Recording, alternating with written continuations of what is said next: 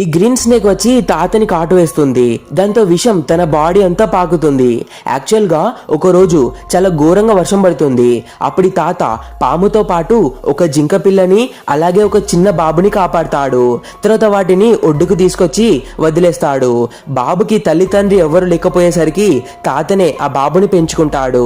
కానీ ఆ బాబుకి ఎంత పొగరంటే తాత పూరని అసహించుకుంటాడు. తాత ఆ బాబుని మంచిగా చూసుకోవడానికి రోజంతా కష్టపడతాడు. కానీ ఆ బాబు మాత్రం అందరి పిల్లలతో గొడవ పడతాడు. ఆ పిల్లల తల్లిదండ్రులు వచ్చి తాతని తిట్టేవారు. తాత జింక ప్రాణాల్ని కాపాడినందుకు జింక కృతజ్ఞతగా తాతకి నిధిని చూపిస్తుంది. 10 ఏళ్లు గడిచాక ఆ బాబు నిధిని దక్కించుకోవడానికి తాతపై అబద్ధపు నిందలు అంటగడతాడు. తాతని దొంగ అని రాజ్యం మొత్తం ప్రకటిస్తాడు. దాంతో తాతని బంధించుతారు. అప్పుడు గ్రీన్ స్నేక్ వచ్చి కాటు వేస్తుంది అండ్ మళ్ళీ ఒక ఆకుని పెడుతుంది. దానివల్ల విషం వికటిస్తుంది. ఆ తాతకు అర్థం కాదు అసలు పాము ఎందుకు కాటు వేసిందో. అప్పుడే తాతకు ఒక న్యూస్ తెలుస్తుంది, రాజుని పాము కరిచింది అని.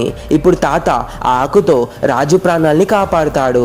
దాంతో రాజు తాత ఇలా చేసి ఉండడని నిజమేంటో తెలుసుకొని ఆ బాబుని బంధించుతారు.